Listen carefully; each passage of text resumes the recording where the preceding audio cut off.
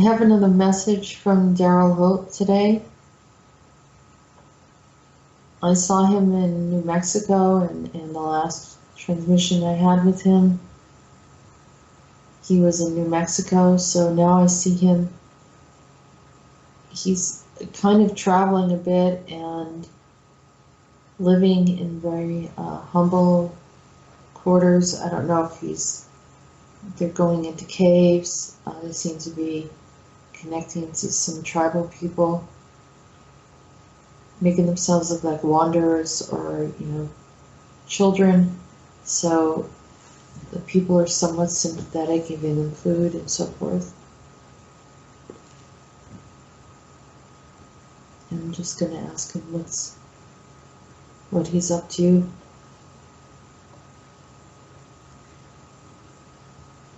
It looks like you have something in your hand, Daryl. He said it's a mask. It's a Hopi mask. He thought it was cool. Did someone give that to you, or are you holding on to someone else's mask? He said it was a gift. An old man asked him if he wanted it. He doesn't usually give it away, but I think there was something wrong with it. He said it's not one that they've used in ceremony. He said, you see there's a crack right here, and there's a crack that goes from the left eye across the bridge of the nose.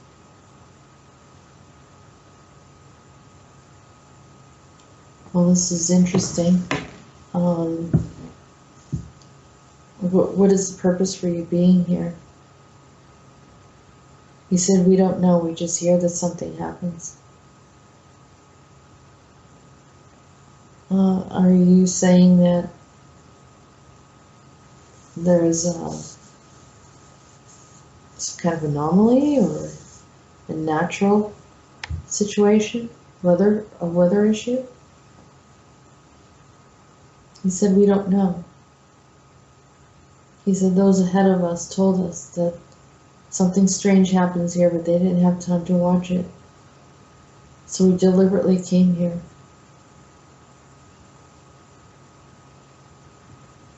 We're not sure whether it happens on the ground or whether it happens in the air. I guess we'll just sit around and wait.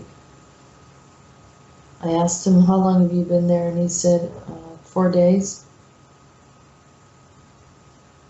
I asked him what year it is, and he said somewhere in the 70s, but he can't say exactly. He said there was something really strange that we heard in the air. It was as if there was something else there, like another dimension, but we couldn't quite figure it out. I'm asking if we talked to anyone, and he said, well, there was these tall beings. He doesn't know where they're from, but they keep on coming into his dreams, and he thinks that they're trying to take him away, take him off planet. I asked him if they were connected to the native tribe he was involved with, and who was helping him, and he said, possibly. He said, I don't know what we're doing exactly here. I'd rather be somewhere in the city. He says, I'm not really big,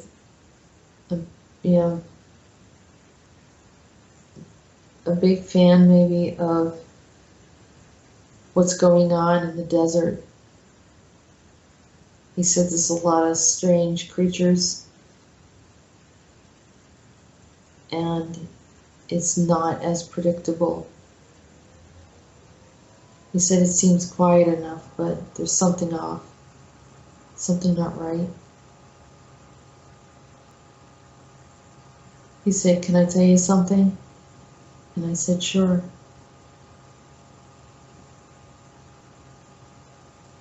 He said, there's a man hiding here. I saw a woman weaving on one of those blankets, the really warm ones in wool, all different colors. like dark red colors. And when I was watching her do it, I could sense that there was a man nearby who didn't seem right. He seemed to have been around for a long time, kind of like a hermit. And he said yes. He said, but there's a lot of like anger and violence in him. He said he picks it up empathically.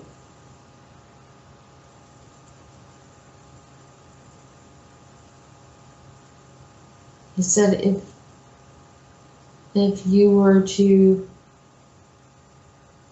describe him, how would you do that? And he said, well, I hear him breathing. He said, I don't know any other way to say it, but like he breathes very heavily, like as if he has a slight respiratory issue, or that he's angry or anxious, when people breathe heavily for that reason. He said, but there's many aspects of him that I could imagine him as my father. And I asked him, what does he mean by that? He said, there's something about him that seems like he could take on anything. He could travel anywhere and be okay with himself. He seems like he understands human behavior pretty well, like street smart. And I said, but I don't think he's human if he's stayed alive for very long, longer than the normal lifespan. I know, he said, there's something about him that's quite interesting. He said, I wonder what it would be like to live that long. I asked him, do you know how long he's lived? He said, no. But he said some people have said he's lived as long as 1,000 years, maybe longer.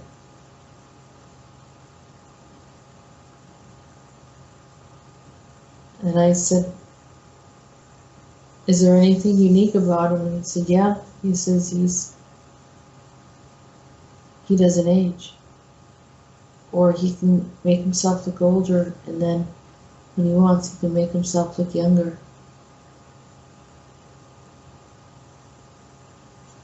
I asked him if he lives with other people. He said yes. Does this man perform any type of miracles? He said, I don't think he's a man. He said, I think he's a Martian, if you know what I mean.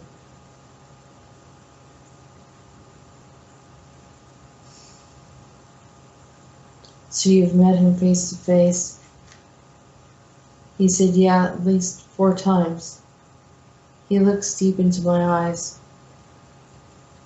He knows I'm not from here. He tells me to be quiet about what I'm doing.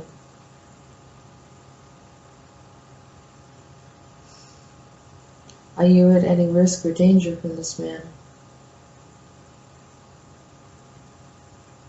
He said, I don't think so. But I know I should trust him less than I do. There's something about him that makes me open up. And I have a feeling I'm going to regret it. But it's too late now. He said, I just told him I was wanting to go get a cigarette. And not have to worry about any work or where I'm going to go or what kind of money I need and all that. He said we all sat around for about half an hour talking guy talk, but he doesn't join in. It's like he makes you feel a little bit uncomfortable if you swear or say anything bad. Okay? I think I just lost him.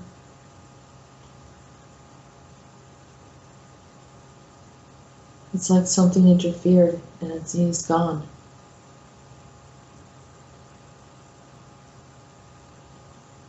That's it. It's the end of this transmission. And end of the discussion with Daryl Holt for right now.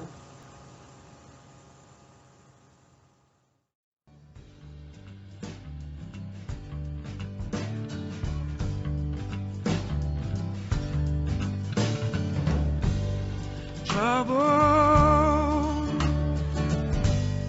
trouble, trouble, trouble, trouble, trouble, bad dog in my soul since the day I was born.